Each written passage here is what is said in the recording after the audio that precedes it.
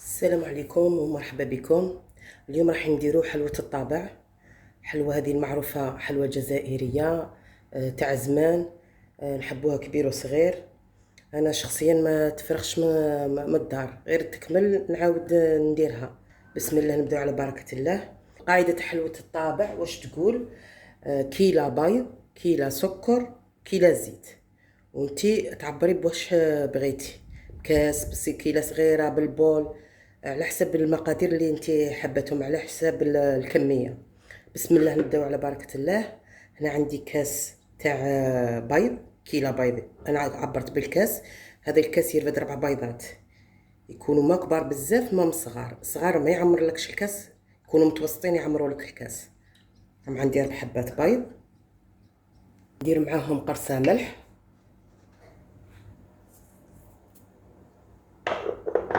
وندير معاهم كاس سكر. كيلة سكر، انا عبرت بالكاس، كاس سكر.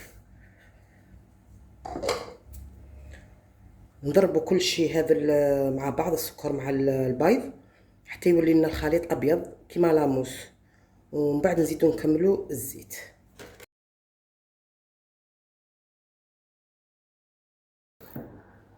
شوفوا البنات، هاو داب السكر معايا مع البيض، ويرجع لكم الخليط هكا ابيض، لا كولور تاعو ترجع بيضاء. دوك حنزيد زاز تاع القارص، ومغرف كبيره ممسوحه تاع لافاني. حلوة الطابع تبغي بزاف كل ما تكثري لها الزاز تاع الليمون تجي مليحه. نخلطهم خلطه خفيفه ونبدا ندير في الزيت بالتدريج.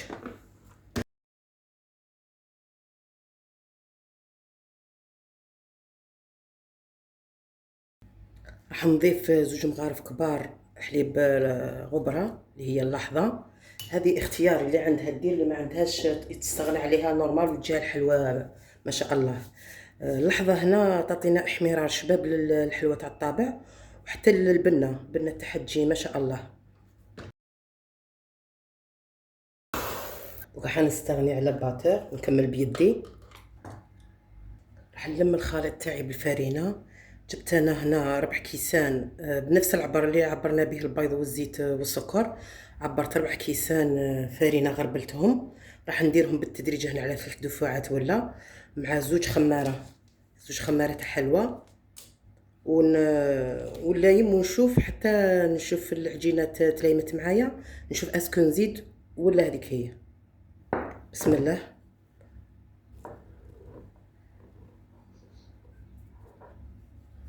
حلوة تاع الطابع بالكم تعجنوها، غير لايمو برك. راني حنصفيها الخماره.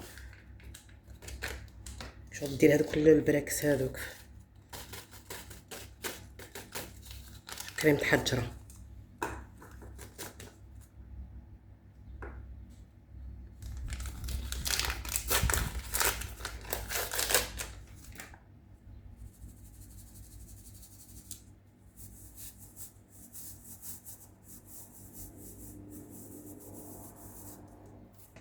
بسم الله.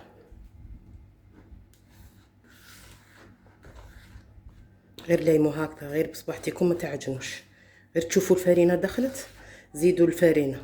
باش تنجح لكم حلوه الطابع تبعوا غير لي زارتيس تاعها برك. اول حاجه البيض ما يكونش بارد، خرجيه من الافضل من الثلاجه باش يعاونك بالخف يذوب السكر. ثاني حاجه كي تضربي البيض مع السكر خليه يذوب مليح، السكر لازم باش تزيدي الزيت.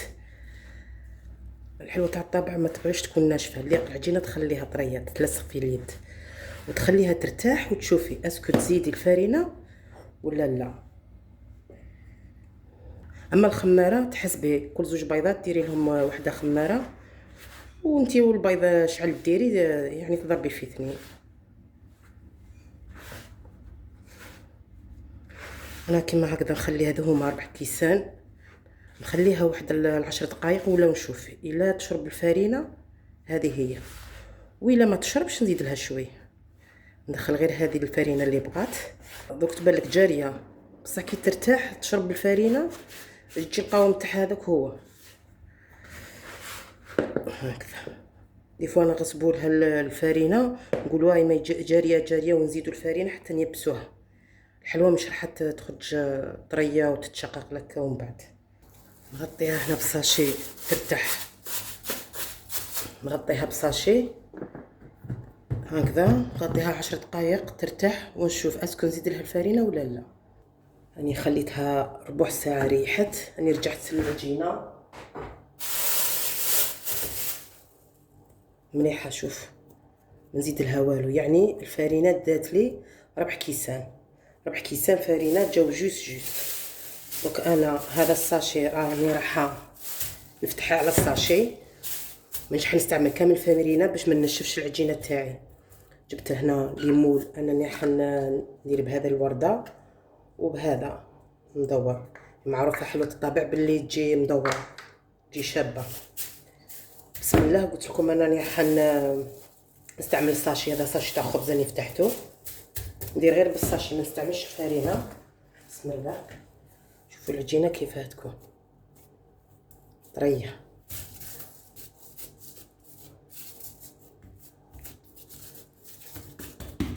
حلوه تاع الطابع باش تجيكم مليحه، ما تركوهاش باش ما تيبش في الكوشه، تجي خشينه. خلوها شويه خشينه، واحد الان يدمي سنتيم هكذاك.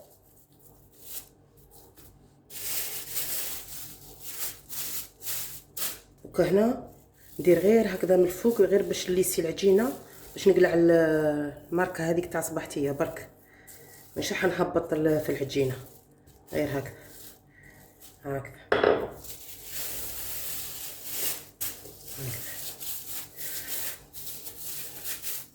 يسيو باش ما نهبطوش العجينه بزاف. دونك نبداو بسم الله. المول نديروه في الفرينه. بسم الله. الحبه اللي تطبعيها تقلعيها باش ما تلصقش في اختها من بعد، كيما هكذا. راني وجدت نيوه اللي تروح للفور، درت لها بابي كويسون، نحط الحبه تاع الطابعه هكذا. الحبه اللي تطبعيها رفديها باش ما تلصقش في اختها من بعد والشكل تاعها يروح.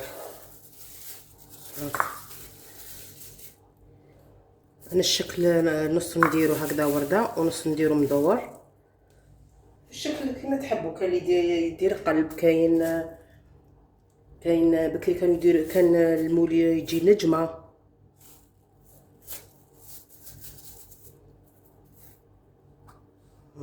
سي معاكم المدور هكا، نقصوه في الفرينه باش ما يلصقش.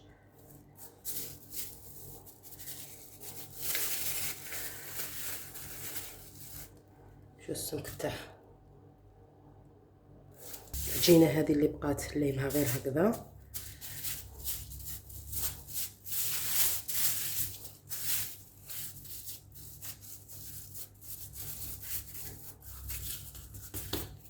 نزيد عليها شويه من جديده هكذا بنفس الطريقه. درك نفتح كامل، درك نطبع كامل العجينه تاعي، ومن بعد نكملوا الوصفه مع بعض.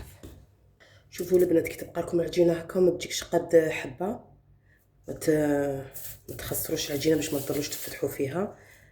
خدموها هكذا، ديري هكذا وزيدي هكذا، خدميها هلال.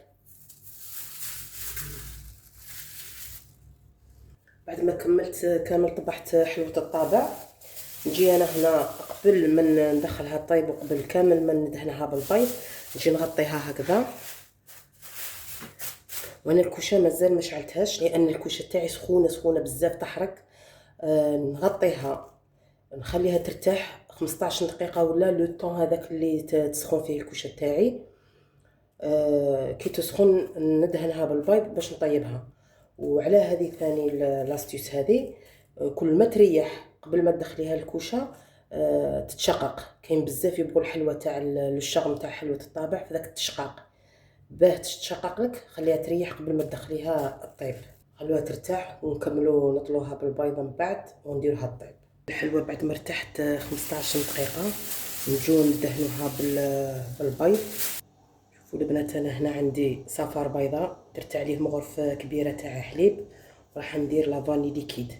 هذه لافاني روعه، تعطي اللون، الريحه تدي ريحه البيض، وتزيد تعطي لون للحبه تاع الحلوى هايل. كي تكون طيب واحد الريحه تكون تخرج هايله، حتى اللون تعطي لون هايل للحبه تاع الطابع تاعنا. بسم الله.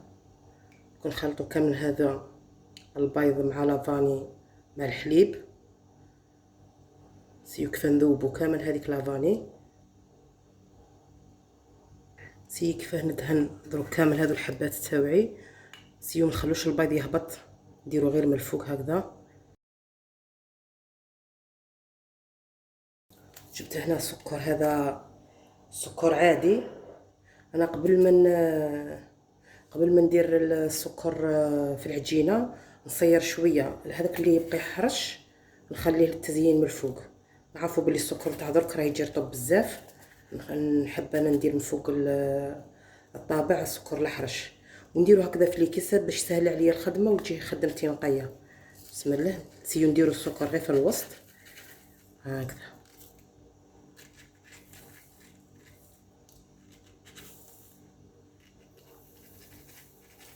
دوكا انا نكمل كامل حبات كيف كيف ندهنهم وندير لهم السكر كما شفتوا، ومن بعد نشوفوا حلوه تاعنا واجده في طبق التقديم.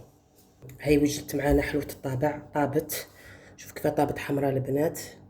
انا نحبها بهذه لاكولا هكذا، بغات طيب حمراء مليح.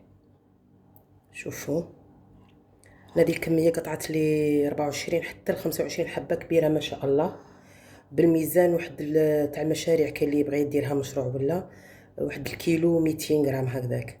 شوف كيف جات، تجي مشقه. نفتحوا حبه مع بعض، راهي سخونه مازالت سخونه. شوف كيف تجي خفيفه من الداخل. شوفوا البنات راهي سخونه، تجي طريه، تجي هايله. جربوها البنات. وصفه ما شاء الله ناجحه 100%. سيوها. نقول لكم تهلاو في رواحكم. ان شاء الله تكونوا استفدتوا من كامل الاسرار تاع نجاح حلوه الطابع. نتلاقاو في فيديوهات اخرى ان شاء الله، ومع السلامه.